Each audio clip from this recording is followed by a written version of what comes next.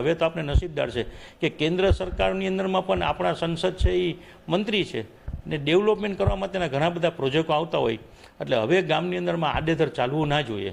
જે ભૂલ થઈ ગઈ એ થઈ ગઈ પણ હવે એ ના થવું જોઈએ.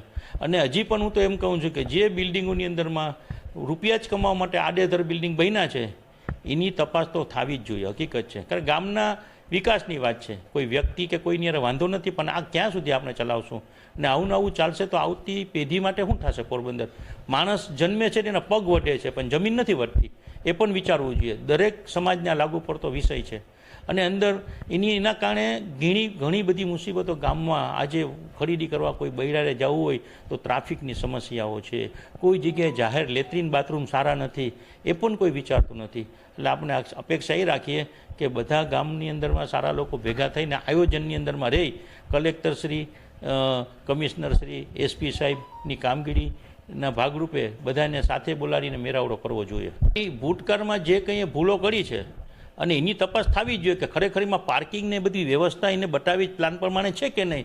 એ તો સ્વાભાવિક છે કે એ તો ખોટું છે, ખોટું જ છે, એ નહીં ચલાવવું જોઈએ કોઈએ. ના, એ તો હવે બધાએ સાથે મળીને વિચારવું પડશે કારણ કે ભવિષ્યમાં ભૂલો થઈ છે. ચેરમેનોએ મંજૂરી આપી, નગરપાલિકે કે ટાઉન પ્લાનર છે એ મંજૂરી આપે એ જ કાયદેસરની ગણવામાં આવે આમ તો નિયમ મુજબ.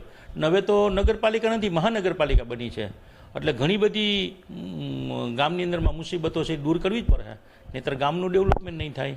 ને જે પ્રમાણે સરકાર પોરબંદર માટે ઈચ્છી રહી છે એના માટે પણ વિચારવું પડશે. આખા દેશની અંદરમાં અત્યારે એ પ્રશ્ન ઊભો છે ને જ્યાં જરૂર પડે સરકાર કાઢે છે, જ્યાં ડેવલપમેન્ટ પડશે અને સરકારી જગ્યા હોય તો કાઢવાના જ છે, એમાં તો આપણે કંઈ રોકી નથી શકવાના ને નડતર નથી ને નાના વર્ગના લોકો રહેતા હોય તેને કાયદેસર કરી દેવા જોઈએ. હું તો એમાંય કહું છું આમાં તો દોષિત તો કોને ગણવા, બધાની ભૂલો છે જેને કરી હોય એને.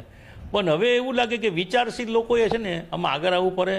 અને નગરપાલિકા મહાનગરપાલિકા છે, હવે પાર્ટી પણ રાજકીય પાર્ટી પણ બહુ વિચારીને બધાને ટિકિટો આપશે, જેમ તેમ ટિકિટ નથી આપવાના. હવે એનું કારણ મને એવું લાગે છે છેલ્લી વાતો પરથી, કારણ કે જેને વિચાર છે, જેને કંઈક વહીવટની અંદરમાં કંઈક જ્ઞાન છે એવા લોકોને જ હવે તો ટિકિટ આપવી પડે એવી પણ અમારી એક પાર્ટી પાસે પણ માંગણી રહેશે ભવિષ્યમાં. શું છે આપણે એ બાબતમાં કંઈક પાકી માહિતી ના હોય પણ એમને તો મંજૂરી ના આપી હોય, કંઈક તો કોઈએ કંઈક આડું કર્યું જ હોય છે નહીં.